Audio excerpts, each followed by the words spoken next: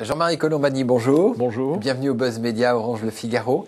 Alors vous êtes le cofondateur et président de Slate.fr, le magazine d'information en ligne gratuit qui fait partie du réseau Slate. Vous nous direz un petit peu ce qu'il en est et ce qui est appuyé par le Washington Post. Alors, pour avoir déjà une première idée, c'est l'audience, puisque vous êtes en site gratuit, 1 million de visiteurs uniques par mois sur Slate.fr. C'est un succès d'audience en 2 ans. C'est un succès d'audience qu'il faut amplifier si on a un autre mode de calcul qui sont les compteurs qui tournent, comme sur les sites du Figaro, etc., qui sont site-centriques, où là, c'est 2 millions de visiteurs uniques. Donc c'est en effet une audience plus rapide et plus ample que celle que nous avions prévue au départ. Parce qu'au départ, quand nous nous sommes lancés, l'inconnu était total parce que nous ne savions pas si l'offre que nous allions faire, que nous nous apprêtions à faire, rencontrerait une audience. Pour une raison simple, c'est que nous étions inédits dans l'univers français. Même si Slate calqué sur connu, le modèle Slate.com, Slate.com qui est donc un site d'analyse totalement dédié à l'analyse, aux commentaires, à une approche éditoriale des événements et explicative, beaucoup d'explications sur Slate.com. Donc on importait ce modèle en partant de l'idée que l'âge du net, après la demande prioritaire qui était une demande de flux d'informations, mais qui est satisfaite de façon surabondante, un petit peu analyse, plus subjective, plus éditoriale, plus en profondeur, plus analytique, avec des gens qui passent plus de temps sur l'écran qu'ils ne le passaient auparavant. Donc voilà, et simplement, on a en effet rencontré cette audience très vite et beaucoup plus vite que ce que nous pensions. Alors l'antithèse, et pourtant vous avez beaucoup travaillé avec Edoui Plenel au Monde, on y reviendra, l'antithèse de Slate, c'est Mediapart. Mediapart, c'est un site payant.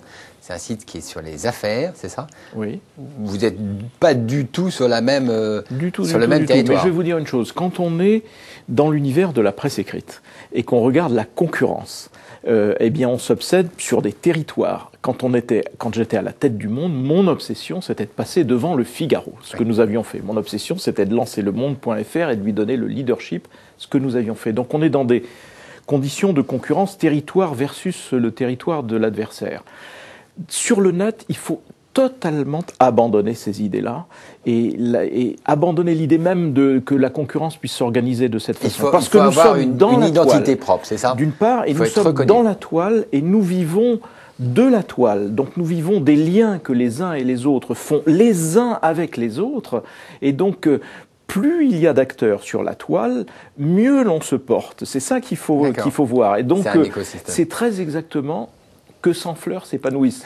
Quand Mao le disait, c'était un piège. Là, c'est une réalité beaucoup plus souriante. Alors, au-delà de Slate.fr, vous avez lancé le 10 mars Wikipol, qui est avec l'école de journalisme de Sciences Po, qui est une base encyclopédique pour les hommes et femmes politiques qui vont faire 2012. Ça va apporter quoi? Ça va apporter de l'audience, ça va apporter de la réflexion, ça va apporter surtout une connaissance, parce qu'on se disait qu'est-ce qu'on peut apporter d'original dans une période comme la période des élections présidentielles suivies par d'autres élections, etc., qui ne soit pas ce que tout le monde va faire. Chacun va faire ses commentaires, ses portraits, suivre la campagne, etc. Les petites phrases. Et donc là, nous, on s'est dit, au fond, il y a à peu près 1 millier de personnes qui vont être importantes dans la bataille qui vient, que l'opinion ne connaît pas nécessairement. On connaît les élus, on connaît les grandes figures, mais les élus de moins d'importance ou leur entourage, leurs conseillers, les sondeurs, les analystes, tous ceux qui sont importants dans la fabrication de tout cela, on va le mettre en ligne et on va fabriquer sur le modèle de Wikipédia, des fiches interactives, donc qui pourront être nourries aussi par notre audience. À charge pour nous, évidemment, de bien valider les choses et de bien vérifier qu'on n'écrit pas n'importe quoi. Mais par exemple, ce conseiller technique auprès de Nicolas Sarkozy, chargé de la diversité, qui a été limogé. Qui le connaît? Eh bien, vous allez sur Wikipol et vous trouverez donc sur sa fiche d'où il vient, pourquoi il est là, quels sont ses réseaux, quels sont ses antécédents, etc. Depuis combien de temps il était conseiller? Voilà, et donc c'est quelque chose de très, j'allais dire, signalétique et pour vraiment bien connaître les gens. Donc il y a ambition encyclopédique, c'est beaucoup dire, bien qu'on prolongera au-delà de la période présidentielle, mais néanmoins une base qui permet de connaître les principaux acteurs. Alors on a beaucoup parlé audience, maintenant on va parler recettes. Oui. Gros sous. Comment est-ce que vous allez transformer l'audience que vous avez en recettes publicitaires? Vous avez une régie?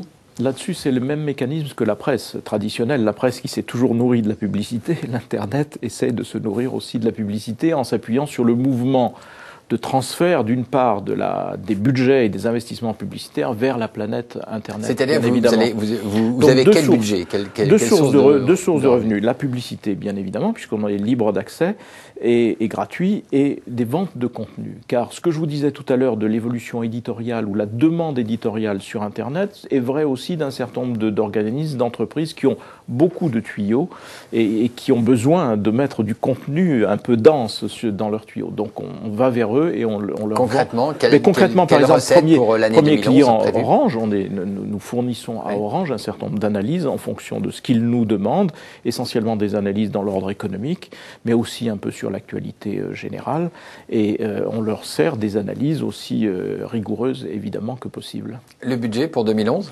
Le budget combien de recettes ? Les recettes vont tourner autour de 1,6 million, 1,7 million.